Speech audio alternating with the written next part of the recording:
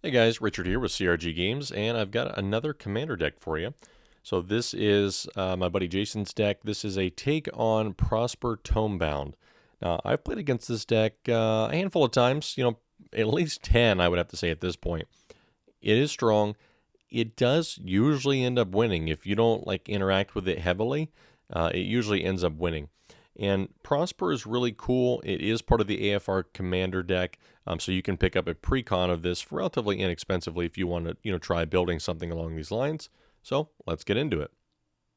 And we'll start with the Commander. So Prosper has Death Touch. He's a 1/4, and he says at the beginning of your end step, exile the top card of your library until end of turn. Into the end of your next turn, you may play that card. Then whenever you play a card from exile, create a treasure token. So we'll set him aside, and let's take a look at what is in this deck. So we've got an Asylum Seeker. This is from Shadows over Innistrad. We've got Fiend of the Shadows. Deals combat damage to a player. That player exiles a card from their hand. You may play that card for as long as it remains exiled. So there's a lot of things in this deck that allow you to play cards from exile, and specifically play other people's cards. You got a Dream Pillager there. Florian, Volderin Scion, that's from Midnight Hunt.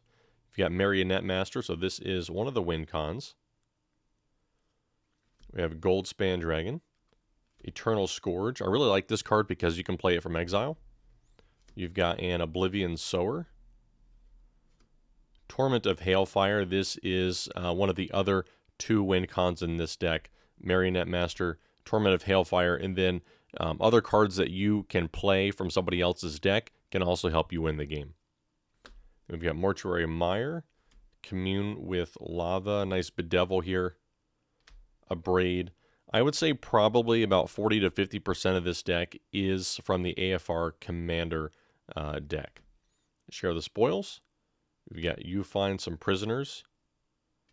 Light Up the Stage is a really cool one. Smoldering Marsh, Rogue's Passage, and then we've got a Chaos Warp. There's a lot of interaction in this deck. This deck is very interaction heavy. We've got a Gonti, Brass's Bounty, a lot of treasure tokens and treasure token generators. We've got a Kalane, Reclusive Painter. It's Showcase Foil. Nice opposition agent there.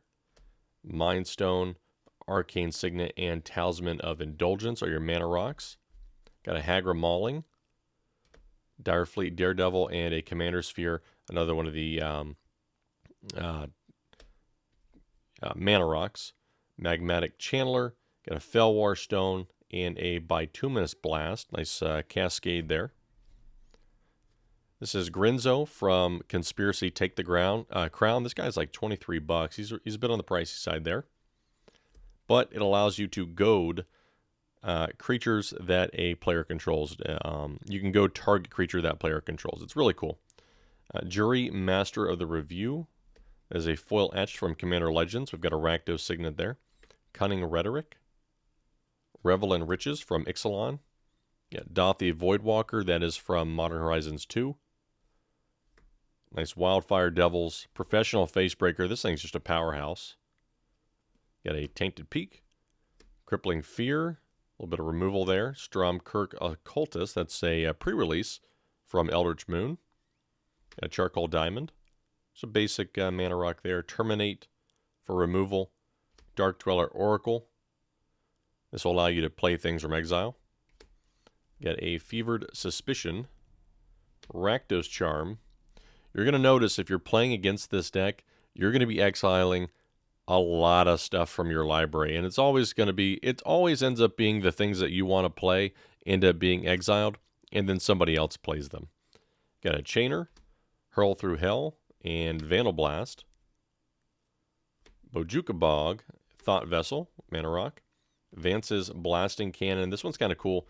At the beginning of your upkeep, exile the top card of your library. If it's a non-land, you may cast it this turn. And whenever you cast your third spell in a turn, you may transform Vance's Blasting Cannon, and it is a land on the other side. Got a Dead Man's Chest. Jeska's Will. You got to have Jeska's Will. This thing can produce a lot of mana for you. Got a Myriad Landscape. Urbrask, Heretic Praetor. That's from Streets of New Capenna. We've got a Draugr Necromancer. Kaldheim. Zorn, Showcase Foil. Got a Wild Mage Sorcerer, and I think this is pronounced Lelia, the Blade Reforged.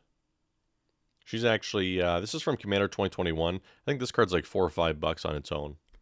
Got a Grim Hireling, and Itali, Soul Ring, Foreboding Ruins. Then we have some lands, Command Tower, and Shadowblood Ridge. Got a Red Sun Zenith from Mirrodin Besieged. Underdark Rift. Blasphemous Act for removal. And a Fire Diamond. You have one more mana rock in here. Depending on what is in other players' libraries, you potentially need a lot of mana, and that's where the treasure tokens come in and the mana rocks as well. So, Torment of Hailfire, this is going to help you win the game. It says repeat the following process X times. Each opponent loses 3 life unless that player sacrifices a non-land permanent or discards a card. So if they can't do either of those, they're going to end up taking 3 damage. And this can produce a lot of mana, so you can use that a bunch. And then Marionette Master has Fabricate 3. And it says whenever an artifact you control is put into a graveyard from the battlefield, target opponent loses life equal to Marionette Master's power. So when you sacrifice a treasure token, it does touch the graveyard, as I understand it. So that will be doing damage to your opponent. So you're going to want to pump this guy up a little bit. And then, of course, you've got a treasure token. You need at least one. So there's that. And then our basic lands over here, we've got some basic mountains, some basic swamps, and then we've got, there's an exotic orchard there, and then snow-covered swamps and snow-covered mountains from Kaldheim and Modern Horizons 1. Snow-covered basics are actually, compared to regular basics, generally between, I would say, 5 to 10 times the value of a regular basic for the comparable Snowland version. And that can rise significantly if you're talking foils or if you're talking old snow basics. So if you've got any snow basics, it's probably a good idea to pull those out and check the value on them, because you might have a significant amount there. So again, Prosper, I've played this against this deck multiple times. It is very strong. It's kind of hard to deal with because you're always exiling things from your library, discarding things, sacrificing things. So you got to be really careful, and you got to play carefully and smart when you're playing against a Prosper Tome-Bound deck. So this deck is running close to $200. It's not too crazy. So you can build this thing, get the precon, make a couple changes, and you can have a very competent Prosper deck that has a high probability of winning. So if you like this deck, throw a thumbs up. Let me know in the comments what you think. Would you change anything? And if you would, what would you change? If you are not subscribed, I'd appreciate if you do that. The deck list will be in the comments. And until next time, I'll catch you later.